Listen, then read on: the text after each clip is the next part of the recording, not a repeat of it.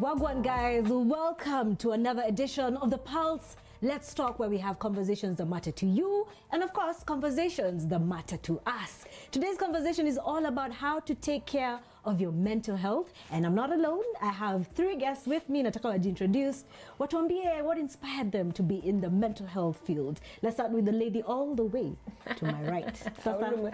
I almost said for, just sensitivity, we start with the gentleman because we have overshadowed him. But yes, thank you so much for having me here. My name is Dr. Venus Kyengo. I am a psychologist, a counselor, a life coach, a mediator, a negotiator. Basically, I thrive in the mental health. My story really comes from far, and if I'm to start explaining myself, inakuanga story ingine, but bottom line is I got myself in a situation whereby I really wanted to understand me because things were not working. So the only way is either I trip or I get to know who we are.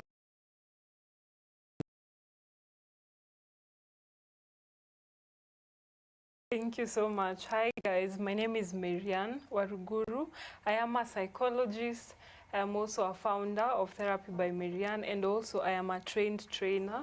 So I usually do mental health services that could include therapy and also corporate trainings, and I am happy to be here. You've asked why. What inspired you to enter the field of mental health? I usually say that this was a mistake, but I corrected it as I came in. So at first I just wanted to be a doctor, work in a hospital, found myself here. But then over time, just working with young people especially has really given me that passion, and also has accorded me an award as a young mental health champion in Nakuru County. So I love what I do. Karibu sana. And the only gentleman on set. How are you? Fantastic. Thanks for having me. Great. So my name is Daniel Orenge. I'm a wellness coach, also a recovery champion. And why I thrive, why I love the mental health space is based on my story. I do a lot of support when it comes to recovery from substance use disorder. My story is based on alcoholism, chronic addiction for over 12 years. Now, currently sober for 4, and I have sort of come across a formula that has made me realize a good state of mental health. And that formula is what I share across, giving people who are struggling, not necessarily with substance use disorder, but just generally, men and women out there, what I have discovered in life. All right, so far. Thank you very much, guys, for joining us. To begin the conversation, here are 4 important facts about mental health. Number 1, 1 in 4 people worldwide will experience a mental health issue at some point in their lives. Number 2, mental health disorders are a growing public health concern in Kenya, and despite the prevalence of mental health issues, stigma and discrimination remain major barriers to seeking help. Lastly, hope and recovery. With the right support and treatment, many people recover fully from mental health conditions. I thought it was important to start with that, and our panel today will help us with this conversation. So let's jump straight into it. I have a question. What are the early signs of someone who is struggling with mental health? I think we can start with Dr. Kyengo. Thank you so much for that question. And to your point, indeed, we are living in a time whereby people are really, really struggling, and especially with depression. Let me start with depression. Yesterday, someone called me, and they were very concerned because their son is in a college where so far, today being June, we're in June, 8 students have already committed or died by suicide. So what we are saying is that people are going through issues. They are, as a psychologist, I analyze behavior. So they're manifesting those issues, but no one is picking them up. Number 1 symptom is depression. What comes with depression? Of course, the low mood. If you're driving on a road and there's a pothole, that is like a depression. So what we're trying to say is that you're not operating at a normal place. You are lower than the usual. So with that, there's no motivation towards life. You don't want to be around people, So you kind of like isolate yourself. And it is a thing that you hear when people die by suicide. most of the family members will say, oh, towards the end, they never used to come out of their room, you know, and then one day they just get into the room and, you know, find a lifeless body. So depression is one of the key issues that, you know, show when someone is, you know, going through those mental health challenges. Number 2, substance use and abuse. Now, let me say this, as human beings, there's a way we have been created to operate. And when you feel there's a lack, again, I'll go back to that pothole, you want to cover it. Now, people go through many ways of compensating by trying to get themselves to a place whereby the mood is there. So you realize, I have been feeling so low and all that. What can really give me the psych? What can give me what can make me hype? So that you're wearing a facade, but deep down, things are not okay. So you start taking alcohol, you start smoking your weed, and of course, your mood now is elevated to a fake version of yourself. So those are 2, can I say, major symptoms of someone struggling with mental health. I think you can add? Yes, yes. I love the fact that you talked about the early signs, because ideally also as psychologists we advocate for people coming even before they get now to the depression, to the suicide, and there are usually signs that you can be able to tell. We usually categorize them into physical, mental, and then also the behavioral and emotional. So what she has spoken about is also behavioral in the sense of like drinking, but then also we have the emotional that she has mentioned about being low in mood. Sometimes also it could be other things like anxiety, where you find that you're constantly worried, like excessively worrying. I mean, if I was anxious for coming here to this interview, that's normal. Yeah. But then if it is excessive, then that's an issue. Then you find also mentally, in terms of your mind and the thoughts that you're having, I hear a lot of people say, oh, I am just an overthinker. You know, most times you find there are people who will now have racing thoughts that they can't even be able to control. Sometimes also you'll find someone amekaa tu hivi, and then it's like they're not here, but you can see they wanazubaa tu, they look like they're not in the space. So that means they have dissociated, their mind has gone far away. And then also sometimes there is forgetfulness, lack of concentration. So those are under the mental and the thought patterns. So maybe Daniel can add some more. And before Daniel can add some more, we'd like you guys to also be part of this conversation. You can share your thought or a question. You can drop it in the comment section. We'll be reading it as the show goes on. You can also share this conversation with someone you think will benefit from this information. And tukimalizia, wekelea like. Sisahau kuwekelea like kwa hiyo show. Sawa? I think, Daniel, you can tell us the early signs. You can share with us the early signs of someone who's struggling with mental health. And then you can also point to us what are the most common mental health disorders here in Kenya. Well, I mean, they've very clearly stated the signs that are quite visible out there, the mood, the use of substance use disorder. Maybe the only thing I can add on to what they've said that is the challenge with even detecting or even knowing that somebody has this, is that at times it's very hard to find out or even notice that somebody has a mental health disorder at an early stage. Most of the times these things are discovered when they have become quite advanced. You know, like for me, I always like to reflect it against my story. And you wouldn't easily know that I had a mental health challenge going as far back as my university years, because what I used to do is I used to be a people's pleaser. You know, I used to be a people pleaser. Can you really think that somebody who is a people pleaser has a mental health challenge? Would you be sure, is that a mental health challenge, or is that just a personality type? What exactly is that? But as I was doing that slowly now opened up the box of alcoholism. So everything I used to do was to please individuals. So for me, when I look at my greatest concern with that is with mental health, at least being able to detect whether somebody has it, is that it can be a bit tricky to even know it at a stage where it can be handled. Most of the times these things are discovered quite late. And even hear people saying, really he was going through that, it can be so subtle and people can actually cover up on it, So it takes somebody who is very intentional in your life to be able to know that this is not you and there's something wrong going on in your life. Maybe what I can add on that is most of the time also, other than other people, you also, if you're someone who is more intentional, then you can know when there's a difference in yourself in terms of, if I feel maybe I'm usually hyper, I want to go out, but then now I feel like I want to lock myself. We also didn't mention the aspect of food and sleep. So you usually find also sometimes this can change.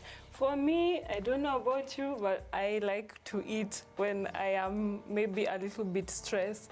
And some people may also lose appetite. And then in terms of sleep, someone can say they have insomnia, another one wants to sleep and these are so all long. signs of a mental health. Yeah, so that is to say they are very personal to someone. So the best way to do is to notice when there is a change in yourself, or even maybe for a parent, if you can see, or even just your loved ones, if you can see any change in them in terms of what they normally are like, then that could be a sign. And something critical, just before probably we go back to Dan, there's something that she's mentioned and she didn't really explain it further, and I would like to point it out because it's something that we miss, in our work areas, even within the family. She talked about the physical aspects, whereby, the way we operate is mind, body, and spirit. And there's a way, you can be going through something and you lose yourself in terms of the identity people have towards you. For example, if you're such a sharp dresser and that drops, people would be concerned, hey, what's going on? Like, this chick, we've known her to be, very striking hot, Nini makeup on point and all that. Similarly, the reverse can happen, where we find people overdressing or, putting too much makeup. I would be concerned if my colleague who doesn't put makeup comes with tons of foundation, I would want to know what would happen, because someone who's going through, like, for example, struggles in their marriage and probably they're physically abused, and maybe the spouse, punched her at night and she has a black eye. That calls for putting a lot of makeup. So you're going out of the norm to try and cover. So what we're trying to say is that when it comes to the physical aspect, you must look out for the presence of the abnormal and the absence of the normal. So if there's a shift, you are a social person, then again people cannot see you, people cannot access you. Then those are the small tell signs, early signs that would tell you things are not okay, And the only issue here is that people don't ask what they can do. We see and we keep quiet. Tunasema, me, I just want to give her time. Maybe she's going through something. You're assuming, and that is where we go wrong.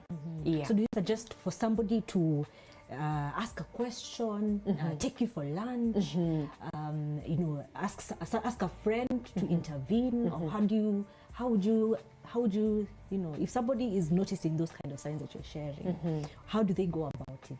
Let me start by answering using this phrase. People don't care what you do to them.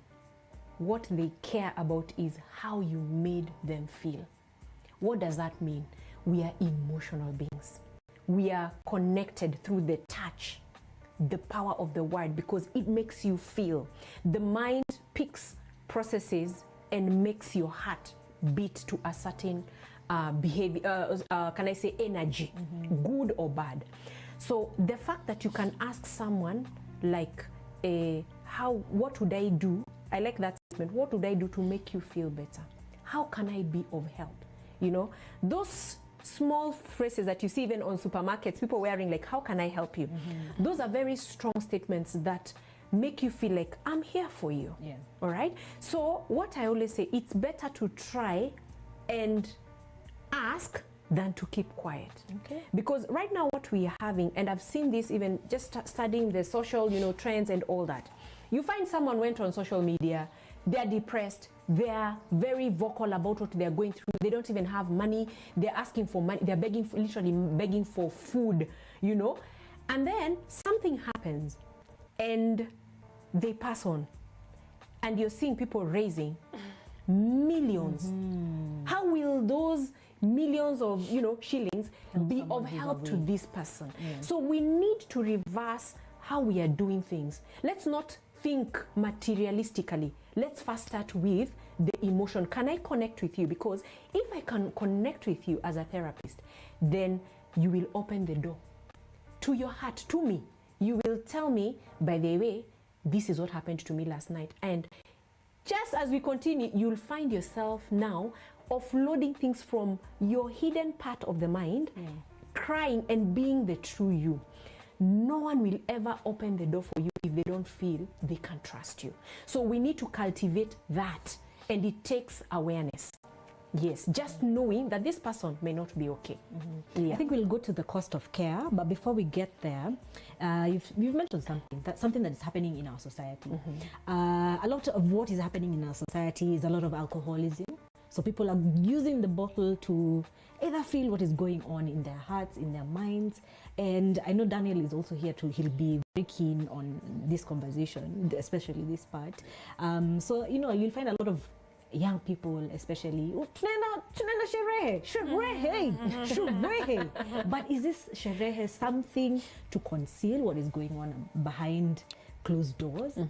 Can you mention something about that? I think we can start with Daniel before we go to Yes, because I Daniel just came arguing with my son about that. Yeah. So Daniel, maybe let's hear from you. Like for, in this case, alcohol. There's a lot of escaping. Peer pressure is definitely one thing that would sway the younger generation into doing things in excesses. But I also believe that, one of the things that she has mentioned is that if you're aware of yourself, you will know when you're going through a mental health challenge. You can be aware of yourself, but you may not even know it's a mental health challenge. Like there are people who probably were not raised by both parents. And that can cause a wound. Like you were a child growing up and you used to see other people have mommy or other people had daddy. And it wounded you when you grew up with that wound, but you still don't know it's a wound. But funny enough is that when you find you find the alcoholism, the alcohol, now you're able to cope. You don't understand why you're doing these particular things. And I feel like this generation has a lot of unresolved. They're a product of who we are. And there's a lot that they have gone through as they were raised, and some things are unresolved, which ends up leading to them doing some of the things they're doing in excess. So I feel like many a times we like to judge, and point fingers at them and say, what's wrong with these young guys? And we don't realize how much we contributed to who they currently are right now. Yeah, so I feel like many of them have hurts and wounds that they grow up with that they're not even conscious of.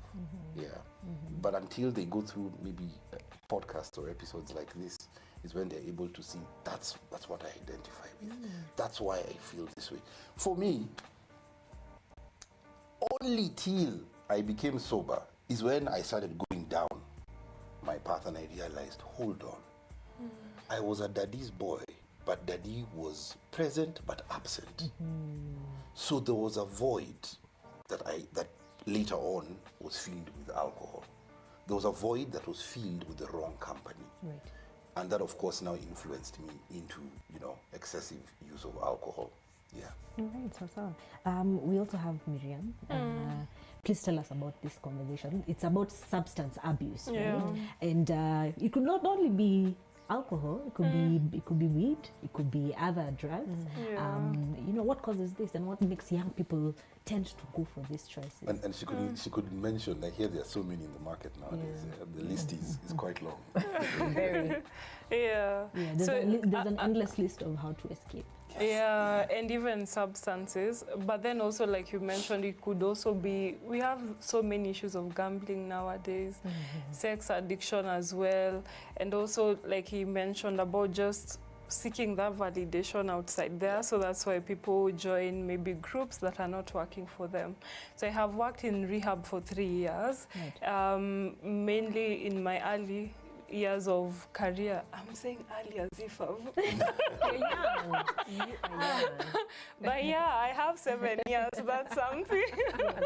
But usually you find that what I am finding is a lot of people don't have the right coping mechanisms. Ideally, Life is challenging. That's the reality. You could find from a child to a teenager, they have issues at school and all this, but then the issue is in how do we cope. Right. So you find that if I don't know how to cope, which ideally, like you mentioned, it's your parent who is supposed to teach you these things. And personally, I am what we call a trauma-informed therapist. We look at those childhood experiences. And if you find that if my own parent doesn't know how to deal with their own emotions, they will not teach me how to. So what do I go to? These quick fixes. And that's why now we are finding the addictions, because I mean, it gives you a good high within the first few minutes. But then a coping mechanism, you know, even for me to practice like deep breathe in, meditate, journal. It feels like it's a lot, but also some people just don't know. But if they would be able to find healthier ways of coping, that would be helpful, because ideally, this addiction is working short term. You'll feel good at this moment, but then later on, you've lost money. The friends that you're having are not even helpful to you. Maybe you haven't been able to go to class or work, then you find you regret later. But if you use the healthier coping, I mean, it feels good even afterwards, and it even helps to solve the problem. There's a meme I shared jana. I am a meme lover, so I saw somewhere ilikuwa nasema your friends watakuita sherehe but they can't call you kukiwa na job interviews ama opportunities, so those are not the kind of friends to have. Okay, so. And as we go to you, I'd like to just point out what you've said. Life is challenging. Ukienda hivi, there's always a challenge, right? And as you answer that question for substance abuse, maybe you can also share with us coping strategies for managing stress, managing anxiety. Okay. So first of all, maybe the most important thing is to understand where the addiction comes from. Because by the time someone is deciding to go and drink or sniff their cocaine and all that, there must be a root cause of it. And the number one thing that we all don't agree to, and we need to kind of like understand that you know, we always say knowledge is power. When you know, you have the strength and you have a mind or an objective or a vision of how you can navigate your way around. Key thing, number one, addiction is also a disease of the family. What do I mean by that? I am a rehab owner. And I take time to talk to my clients and understand where they're coming from, because you don't just get sick. Today, if you get a cold, there must be a story behind it. You exposed yourself to something. So when you do, you know, as psychologists, as counselors, we check how the family tree looks like. And something that is very unique, you'll find that grandfather was an alcoholic. Died of liver disease. Okay? Come to the father.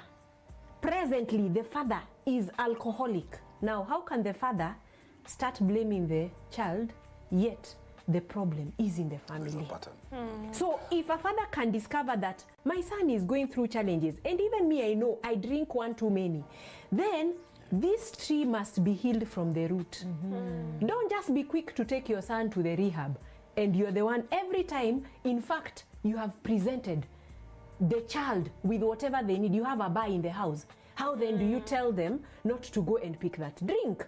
So when we look at those structures, we need to understand, Kenyans, we need to understand that alcoholism is a family disease, number one. Number two, it is a social disease. That is where now peer pressure comes in. Why are a lot of teenagers taking cannabis? They sneak out of school, they've gone to drink and all that. It is a group mentality. As psychologists, when we analyze the human developmental growth curve, you realize that when a child gets into the teen years, what they do, there's something called differentiation. So you want to be different. And then you also are an object of, can I say, peer pressure. So what you do, you silence your family, and you elevate the voices of your friends. So if your parents never took time to really mold you from the age of 0 to 13, let them not think they can rewire you from 13, because 13 is a very sensitive stage. Yeah. Between 13 and 19, now you're discovering who Modoni is. Now you can even associate yourself. You say, yes, we are the slay queens. You know, there's a mentality. Now, what is your mother telling you now? Amefunga kitamba. You know, like, I don't want to deal with you. These voices make more sense. So if the voice out there is stronger, and that is what you're hearing, and your company is for alcoholics, you will drink. Yeah. A lot of the people that I talk to in the rehab, they'll tell me, my friends, my friends, my friends. But on top of that, why friends? Number 3, there's personality. There are 4 main personality. Yeah, there's the choleric, there's the phlegm, there's the sanguine, there's the melancholic. Now, when you look at these personalities, it's like cars. There's a Land Cruiser, there's a Vitz, there's a they bring in the mental muscle. So you might go to a phleg who might be an introvert, and you tell them, see, we go, today we go just nini. And then he's like, let me think about it. They are thinkers. They strategize. They plan, because that is their personality. But go to a choleric. Choleric are quick decision makers. They do things based on their emotions. The emotion is the one that speaks. So if they feel like Dan is the man, Dan has come with that nini, they'll drop everything and they will run to where the party is. So it's also a personality issue, a disease that comes with how someone is made. And then now from there, now we come now to other triggers whereby you're facing challenges and you just don't know how to cope. Now, from the place of psychoeducation, you're not empowered to know how to deal with an issue. So for you, you're thinking of, how can I do a quick fix? So you now decide, if I smoke weed, I'll be feeling high and I'll forget about this. You see, but had you had the previous knowledge of how to deal, and someone had done before and educated you on the effects of alcohol, of drugs, all that, then even if you're to expose yourself to these things, you already know, I am making a choice. It's about being intentional. You're like, I know I was told, but I have decided EQ kuliko what I was told. So we need to consider those things before we even rise and judge people. Now, allow me to bring in mental illnesses.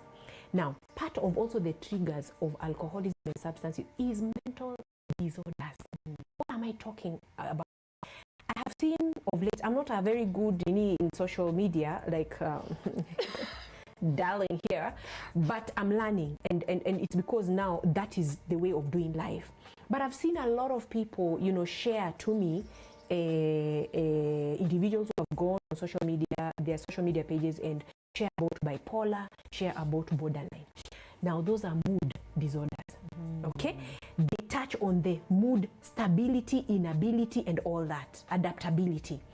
Now, let's talk about someone who has bipolar. Bipolar is a shift of mood that can go as long as from 2 weeks to even a year and 2 years. You're just depressed. And you will never have excitement in life, okay? Borderline, the difference between bipolar and borderline is borderline, it happens within a very short period. Like one day, an hour like this, you just see Venus is like, oh, she's hyper, and then she's annoyed, and then you understand. So you need to understand. Now, when someone has mood instability, they will look for cures. So what you're trying to say is that mental disorders can actually predispose someone to substance abuse. It's like you're self-medicating.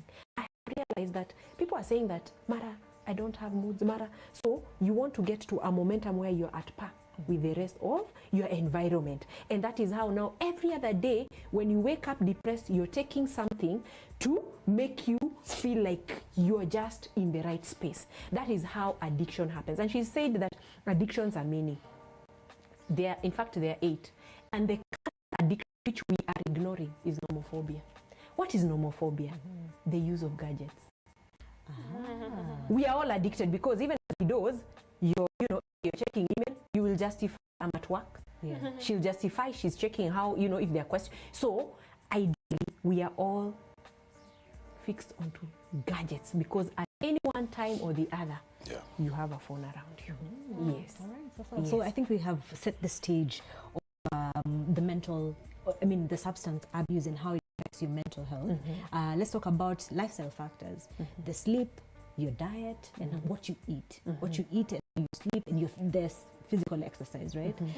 How do all these things affect your mental health? You're a wellness coach, yeah? Do you advocate for people to exercise more often, sleep how many hours, what should you eat, and what affects your mental health? Yeah, definitely. If you understand how we were created as human beings, we have what we call the hormones that the mind emits when you exercise. We call it dose: dopamine, oxytocin, serotonin, and endorphins. These hormones are very important. Most of the times, like when I used to consume alcohol, what alcohol literally does is that it causes a spike in the release of dopamine. Now, the brain, there's a normal, natural way of doing this. If I like to give comparisons, if you get a dopamine hit of about 6 out of 10 through sex, you probably get 9 out of 10 with alcohol. So that's where even the addiction starts. Okay. That's where the addiction of alcoholism starts, because we're all trying to get that high that is emitted through the dopamine hit. Now, one of the things that helped me with my recovery journey is exercise, because exercise helps the brain release these hormones normally. These hormones put you in a great mental state. They put you in a position where you can reflect. They put you in a feel-good space that is not in its extreme to cause a low the following day, because that's what alcoholism does. When you get an extreme of the dopamine, tomorrow you have an extreme low. So you find yourself trying to cover up that low.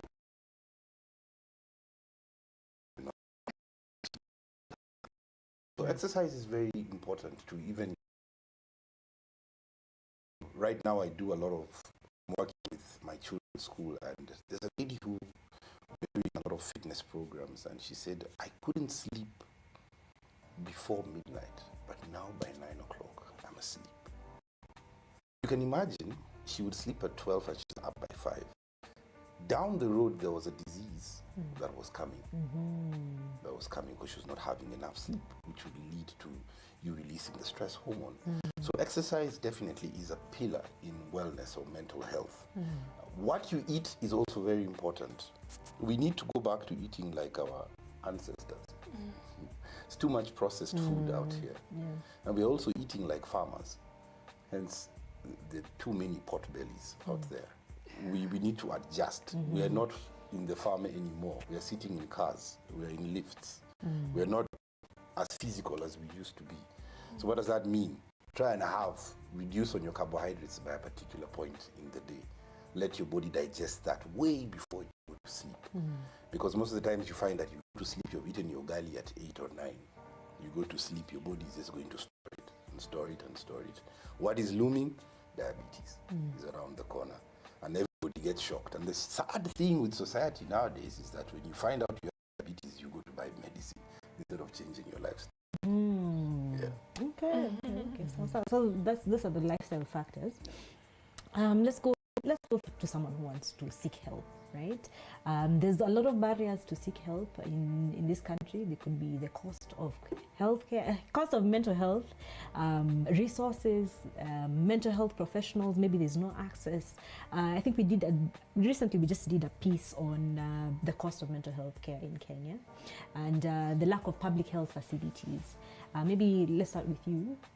Dr. Venus, you can tell us what are the barriers to seeking help here in Kenya for someone who's struggling with mental health or who wants to seek help? The first thing I would say is stigma or fear. The fact that you feel like, when I talk to men, I tell them it is okay for you to go and ask for help. Why? Our culture has taught men to just kind of like deal with their issues, in secret. So you could find someone going through a lot of pressure, but they can't come out and speak out. So the other day I'd gone to New York, and I like, benchmarking with other therapists. And I walked into a therapy room, and on the door it was written, seeking mental health is like going to a doctor, which is ideally the truth. You're going through depression. If you are having a toothache, you would go to the dentist. Correct. How is it that right now we feel if I go and ask for help, I will look like I'm weak? You know, what will people say about me? So first of all, we need to deal with the truth. And the truth is that mental health issues also need doctors. We need the therapist. That's why we go to school. I mean, she can tell you the investment she's put just to study. I've been to prisons for practicum. Practicum is where now as a student you go and you start now dealing with the small cases and trying to see how you can help people who are willing to be helped, you know, and you're doing it pro bono, you know. So it takes, even for us, we go through refinement, whereby you start and now you go on dealing with deeper. I started as just a normal therapist and I went back to school and now I own a rehab. Now rehab will teach you. Right. You know, when he talks about, he's been to my rehab. When you talk about exercises, when you talk about food, you know, when you talk about spirituality, those are things every rehab should have.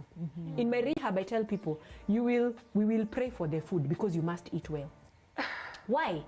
A lot of addicts, when they are brought in the rehab, by the way, they are malnourished. Some of them are picked from the ditch. You know, when you do their liver test, their kidney function test, you're finding this person, by the way, he's having serious issues. Right. So when we talk about, you know, those barriers, it's about the cost. Because someone looked at going to pay a therapist, I don't know how much she charges, but for you to get a good therapist who has really invested in the education, it's about, the damage is about 3,000 to 5,000 going forward. Okay? An hour? Yeah. Yes, an hour. Okay. It's supposed to be 1 hour, but however, there's always an option of coaching, because coaching combines therapy and life skills. So the coaching does not restrict you in terms of time, but therapy must be between, maximum we say 90 minutes, max if you've really stretched, okay? And part of it is just the fact you're first, you know, having the rapport with the client before now you get into the issue. So there's that stigmatization. Now the cost is now the problem. So when someone thinks of 3,000 and I can kunywa this half, you know, just for 200 bob. Yeah, I can sit or I can have cocaine for 100 bob. What are you telling me? I'd rather go and get that high. After all, it's like microwave. In 1 minute or so, I am as high as a kite. But if I'm going to line up and wait for Dr. Venus, who's telling me, see you what, the whole day you're still dealing with your depression. Are you getting me? So there's also the cost. Then we talk about things like belief systems, okay? Whereby you yourself as a person, you're so, you know, can I say, so adamant to help. You yourself, you think, I was created a lion. You know those things people tell, at us we are from a family. Me, I've never seen my parents go. My friend, those belief systems, you know, we call them structures of the mind. Whereby now, you have wired yourself, hii barabara ni superhighway. So ni kuendaga tukienda. Yet there's someone who says, mimi, nenda 20 kilometers per hour. So what we tell ourselves, you know, you can wake up today and tell yourself, I'm a failure. And that is who you become. Why? Words have power. So those structures normally are barriers already to do what? To getting the mental health. And then, and I don't want to finish for her because I know she also wants to share, there's also accessibility. All right? Now, she talked about being in Nakuru, right? I am in Kiserian, all right? Just around the Rimpa area or something. And my sessions actually became more elevated because of the COVID season. I had a physical office.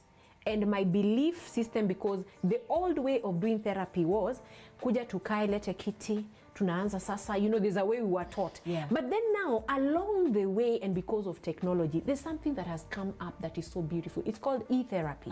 What is e-therapy? Where you do sessions online, okay? As long as you have a video, you know, a gadget that can allow you to have a video call or Zoom call, then we are good to go. Why? It is important for me to see you. As I am talking to you, I'm reading your body language. I'm looking out for things that, because you could be telling me issues, but what your body is communicating is totally different from what you're saying. So what I'm trying to say is, initially, someone can come for therapy, lakini ameanza mbali. I came because, you know, I've been looking for a job. That is not the issue. The issue here is she is in a terrible relationship. But ameanza huko tu akifikiria vile anakuja. And those, I tell people, by the way, the more genuine you are, the better for you because you will save your money. Yeah. Now when you start from Mombasa, na ndio ulikuwa unakuja kunini, how much money have you spent? Lakini nikuulize Dr. Venus. Tunaweza Mombasa tutafika Meru to eventually, but now, you're saying now the money will be coming. Sasa the money is more. Ndio nasemanga mtu, you know, the first thing, and she'll tell you, we assure you of confidentiality. Do you know we are guided by ethical codes? Ukikuja na kuambia, by the way, your issues remain with me. The only time I am allowed to share your information is number one, if you're suicidal. And I'll share the information because unataka kujiumiza, unataka kujiua. And to save you, I must share some of the things you told me that may be triggers for insight for your family or whoever is in that space. Okay? Right. Number two is when the Supreme High Court or wherever you are, anything to do with legality, they have realized that I've been having sessions with you, but kumbe uko nje unajulikana kama con woman, you know, kumbe uko nje uliwanga mtu but unajileta therapy. And they want to know what has this girl in you, because we have a report here. So they will check the notes, whatever we have discussed, as basis for how the case might be, whatever. So what I'm trying to say is that when you get into a therapy room, be assured, Sisi, we don't share information. And even if I'm to share information, I will never say, Ati, so-and-so came, Dan came to me, and then he was telling me, no, you're not allowed even to mention. But you can share for the benefit of others. Take, for example, I could say, there's a lady who came here, and for sure, she was going through physical abuse. But after 4 or 5 sessions, and her being committed to the process, she is now happy in her space. You get it? So ideally, what I want to say is that sometimes also weigh the options. Like, because you're not depressed throughout. You know, you don't get sick throughout. So, cost vis-a-vis, whatever, aya. Kama basi na kaushago, and I really want this therapy. Can Dr. Venus see me online? Can she see me online? Yes, we have those options. And you imagine, we have sessions, I have clients all over the world.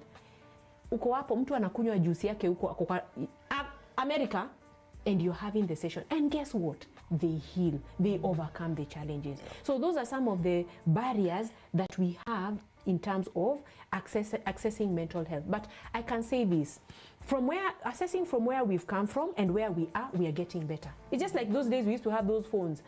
Imekwa bedroom. When your parents are calling, unakimbia, the main bedroom, ndio mchukue hiyo simu, hello, you cannot. But now we have mobile phones. So the same thing is happening, even with such services. So I'll let her maybe add on to maybe 1 or 2 things. And before Maryanne goes, hey, mlikuwa mnafanya hivyo na simu? Hey, gosh. Hey, nizaliwa.com. Oh, by the way, ni vile tu age aisho. Eh, sisi we are adults. No, we are trying to realize, is that a situation? By the way, iyo simu, it's just like kitambo the way, ati ndio tuone TV, you had to shower, unajipaka Arimis, kulikuwa na version ya Arimis those days. Yani, mpaka we used to sign, I used to have some stupid resolutions, you know. Ati, I will only be watching boring movies, you know, because hiyo ndio inakuonyesha sasa utakuwa successful. You know, those days even watching TV was from 4, and then tulikuwa tunakanga mbele ya TV. Wacha sasa nikwambie tu how we went through things. Thank God you're born in this. Tumezaliwa the age of Zinjanthropus, musema hivyo, when people were still evolving. Gen what? My God, that is sijui ni Gen what. Yani, I am almost 50, my friend. What used to happen is mnangojea sasa national anthem, hata mnasimama mbele ya TV. Mna nini mko hapo? I'm sure Dana hata haelewi hizi maneno. As in, yes. Ikisha sasa ndio sasa presenter anakuja anafungua TV officially. Alafu sasa hata cartoons atukuanga na cartoons, and we turned out to be well. Okay. I'm very proud of my generation, by the way. Yes. I think we can go to Maryanne. And as Maryanne, you tell us about the barriers to seeking help. June is men's health awareness month. It's not just health. It's not just mental health, rather. It's Men's Health Awareness Month, right? And you can also speak to us about the difference between men and women when it comes to mental health and the factors involved. That's a good point to talk about. Maybe what I could add from what she said is usually lack of awareness, in the sense of people many people are still not aware about mental health. So if I don't know what I am going through, then how can I be able to seek for help? And that is why we are doing things like this in terms of the media, in terms of going to communities, so that people are aware there's something like depression, there's something like anxiety. So people need to do a lot more of awareness and just research, Google. There are people who will tell you, oh, I wasn't okay, so I Googled 10 ways to kill myself. But also, why not Google 10 ways to cope with what I'm going through? So it's just what you look for, you will find it. Even easy social media platforms, like you'll always find resources. So you've mentioned about the Men's Health Month, and this is such a dear topic. I think I have even been seeing on the social media people saying this is Men's Health Month. I know not many people will talk about it, but I want to challenge you, men, what are you doing to help yourselves?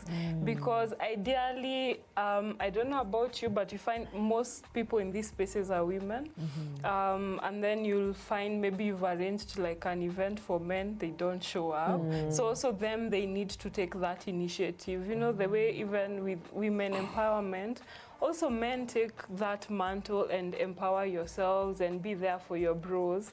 The difference in terms of men and women is that ideally suicide attempts are usually almost the same, but for men they are more successful because most of them use lethal means. A woman will just maybe drink to sleeping pills, but men will, you know, hang themselves and things like that. So the numbers are higher in terms of men, and also in terms of just generally mental health issues affect both genders. A lot of people tend to believe, oh, women are more emotional or ndio wako na issues, but it's because women are more expressive. The good thing is we like to talk when it comes to women, but for the guys, maybe you'll just talk about football, politics, not about the issue that you're going through. I like that you said that, because there's someone who said for women, we will sit down and talk about our problems. Yeah. But for men, they'll sit down.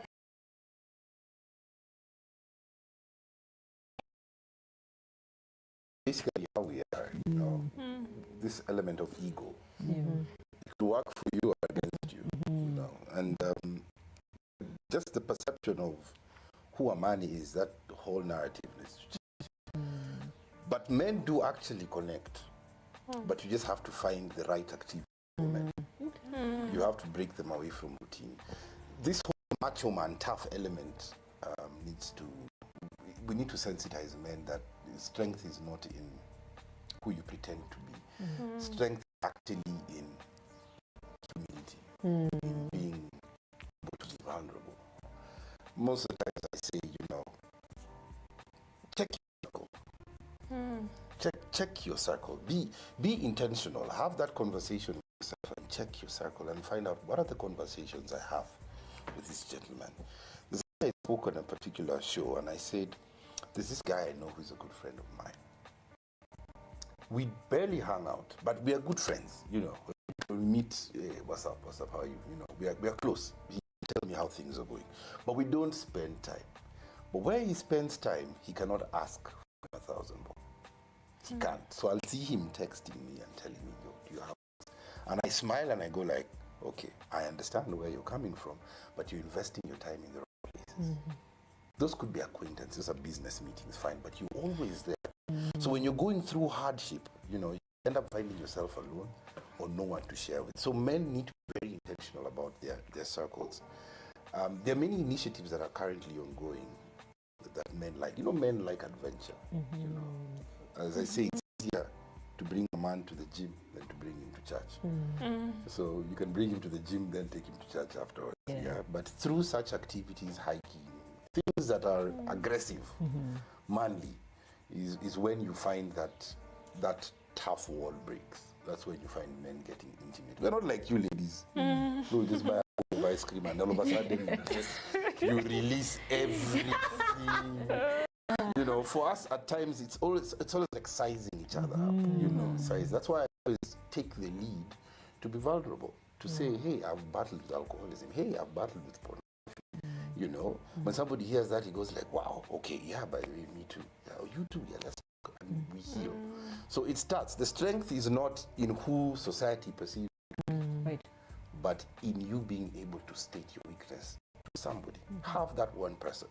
Say, me and my friends, we normally say, how are you doing, bro? I'm good. Out of 10? 6. Okay. 4. All right, let's catch up.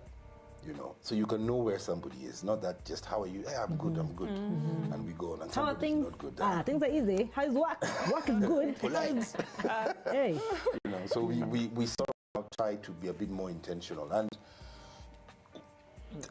something I learned the other day, Master said that the cases of depression are quite high because of selfishness. You know, we're all self-centered. He said the 10 ways to fight that case of depression you have is 1, do something sacrificial for someone else, and 2, do number 1 9 times. So we need to be able to be there for each other. You need to be able to, you know, the sad thing about men is that Victoria said, you know, you have your homie, guy commits suicide, and we are busy packing vehicles to go bury him. Yeah. And we couldn't do anything previously. Somebody asked, hey man, I need 1,000 bob. You cannot consider just giving, sacrificing that 1,000 bob for this guy, not considering him a bother and helping him, because that 1,000 shillings could save a life. But when it's in the WhatsApp group and people are changaing, quickly there to send 5,000 to show off. We really need to look at ourselves as individuals and judge our character. We need to be very intentional about men in our circles. And I think we can all create those safe spaces where we're able to thrive and be honest about things. Be honest. It is freeing. It is so freeing to be able to tell somebody, you know what? Auctioneers are coming for me. From saying that, you will find a solution. Correct. But if you stick with it, you will point auctioneers are coming for me, and the next option you think of is suicide. But immediately you call your homie, not because he's going to give you the money, but just to reach out. Say a problem, half shared, half solved. So men just need to be very intentional about their inner circle, because that's where the healing starts from. And I just want to add something. And they both shared something very critical. And in one statement, women are emotional thinkers, men are logical thinkers. Let me give you an experience from my rehab. I have seen women come together as friends and bring their own. I have never seen men gather together to bring their alcoholic friend to a rehab. So when we talk about men's mental health, I would also want to pose a challenge here. Can men start helping other men? He's already said about it. What about that person who's addicted? What about that person who you know, you have not heard from him, and you guys just, you know, you're having a conversation on WhatsApp group, but these guys never comment, you know. How then can we start, you know, a culture of men now checking on each other and raising each other?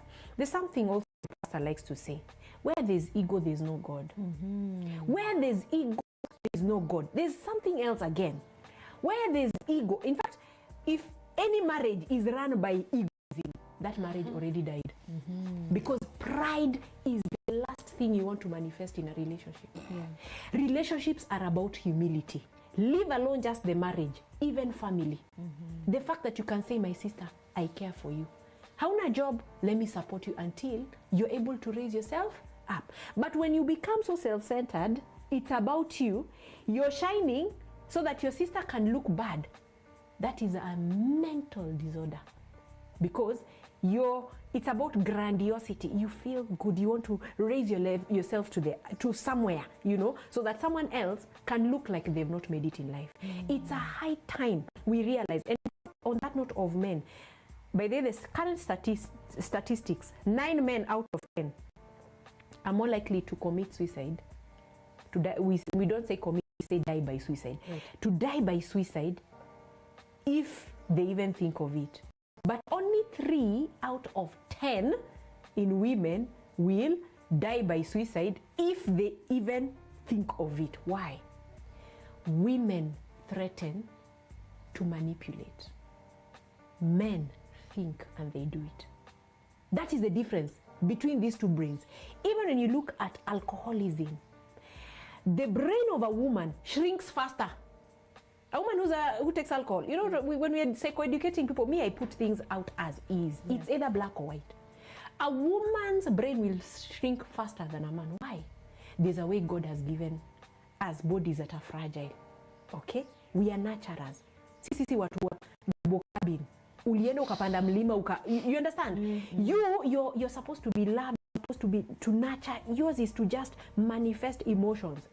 Guys, they're built for the road. And that is why that mentality is key, because even when they are sinking in depression, wanajisikia tu sisi ni wale ma Land Cruiser. So we need to really allow ourselves to break down. Okay? The brain of a man will take longer because even the structure, physiological structure, they have muscles, we don't. Yeah. Okay, I love that. My fellow Land Cruisers. I feel like that's a Land Cruiser, malori makanta. Hey, me I can never. Wow. All right, so guys, I think we have exceeded our time. Mm-hmm. But to wrap up, I think each of you can share with us one simple daily practice that can help improve your mental health. I think we can start with Maryanne. I am a big believer in self-care. So self-care is in as much as we keep pouring to work, to relationships, to other things, we need to pour into ourselves. How can we do that? We can do that through the physical exercises. We can do that by eating well. We can do that by taking care of our mental well-being. That is by, if you cannot talk to someone, just write down in a book somewhere what you're going through. You can also talk to your friends or family or your loved ones. There's also self-care spiritually. I've heard them mention about God. There's different types of self-care, and most people think about self-care as going to a spa, you know, things that need money, but it can be a basic thing. Can you just have time where you break off from work? If you're coming from work, from that 5 p.m. to when you sleep, can you do other things that are outside of work? Can you discover new hobbies, do something you love, so that at least you are well balanced? Because if you pour so much into others, you will run empty. Daniel? Just for the gents, be very intentional about your inner circle. Be very, very intentional. Have at least 2 people you can be honest with about your life. Be very intentional about that. Next, you really need to have a relationship with God. You really, really need to. Not from a religious perspective, but you need to invest daily in time with God. Then, stay fit. Many men are dying too soon, too early. And many of these things manifest, you know, the spiritual or the emotional things manifest physically. Many men are dying too soon because they're not coping well. Weight issues, you know. Exercise. Exercise will help you cope well. Exercise will replace some of the habits you have. Be intentional about fighting some of the routines you have, because I say this, there's a cost to whatever it is you call maybe social drinking. There's a cost to it. Find out that cost by replacing that habit with a good habit, a better habit. You'll be able to realize that perhaps I've been missing out on Saturday morning with my kids. I've been missing out on this. You'll even realize a change in your budget. Just find out that cost by replacing some of these habits that society has conditioned into us with healthy ones. Stay fit. And last but not least, wow. Let me just share about the power of reflection. And I believe with all my heart that when we shut down the world, we become heightened about what is happening within us. Because there's this saying, as within, so without. All right? So like for me, my day actually starts tomorrow starts today in the evening. Okay? And what do I do when I get home? I will close myself in a room, put those black curtains and just silence the world. And I start reflecting about my day. Now, for me, I don't believe in moving from here to the mountaintop. I believe in the theory of the stairs. And how does it work? Where did I fail today? How did my day go? You see, so I'm able to reflect on a day-to-day basis on how I'm doing life, such that when I start my morning uniquely to my needs. I love reading, I love praying, so I don't compare myself with anyone else, because I've learned to grow Dr. Venus and not grow myself from comparing myself with other people. And that takes just going down into that space whereby you look within yourself. Where are you ailing? That is what we call awareness. Knowing your strengths and knowing your weaknesses, and every other day working towards a greater you. Yeah. All right, awesome. So, ladies and gentlemen, we've come to the end of this conversation. But before we close, you can tell us where people can find you. Kama kuna mtu amebambika na wewe anataka kukutafuta personally, where should they find you? Well, many people call me D-Man. If you look for D-Man Orenge on socials, TikTok, on social, Facebook, Instagram, LinkedIn, YouTube, at D-Man Orenge, utanipata. All right, so far. And I go by Therapist Maryanne in every platform. Also, my business page is Therapy by Maryanne, so that's easy to find. Nice. Mimi sasa ndio watu wa 1935. You're struggling with analogy. Usaka umeshaingia sasa hata umekuwa excess. Anyway, me I have 3 social media pages. The first one is my own Europa Venus. Those are my 2 names, Europa Venus, where now it's just our friends, people who know me. Then I realized, because of all this noise we make on mental health, people wanted to actually feel connected. So I started another page where you could just follow. That is Dr. Venus Kyengo, and I'm all about mental health. And then somewhere along my journey, after dealing with prisoners and all that, I felt that I was ready to start impacting people. So I formed a company called the Mind Spa. And I have been doing therapy for the longest time. Now, Mind Spa is a page on its own, but it has birthed another page called the Mind Spa Rehab. Because right now, I am trying to help the addicts out there. Watu wa bangi, watu wa porn, people who are, gambling. Hata by the way, hata maombi siku hizi ni addiction. So it's and that's why I talk about growth. You see how you're progressing. Not many pages, whatever, but at least I try to make sure that each page is actually looking for me. And for those of you who want to reach out, hii ndio namba yangu, sitawapea ile ya bwana because hii ni ile general. So when you need to send messages, paragraphs 25, it's +254 722 if you need therapy. And I'd ask her and even D-Man to share their phone numbers, because sometimes people are looking for ninis and they can't. So just slip into my WhatsApp. Don't see maneno ya kukatiana, tushaolewa, tuko na watoto wazima and all that. It's about your mental health. So growth, personal growth, coaching and all that. Yes. Mimi hata wakitaka kunikatia ina Single. But anyways, my number is 0723 629 885. So you'll find that's my business number. And just to add on something quite small, we do work with Dr. here to help addicts at the rehab. We make a good team, somebody who has the experience and somebody who has the knowledge. So if you have somebody battling with alcoholism, addiction, we're there to help. In whatever capacity we can come and assist, get that person in. They need a face of sobriety to know that it's possible. Number simu 0733 668817. Me, I'm not single. Okay, so Mr. Daniel Orenge, Maryanne Waruguru, and Dr. Venus, that one, Kyengo. Yes. Thank you very much for being a part of this conversation. Let's continue the conversation, guys. You can continue with the comments down below, and of course you can share this video with anyone you think might have missed some information in this particular show. Until next time, bye guys. Bye. Thank you. Bye.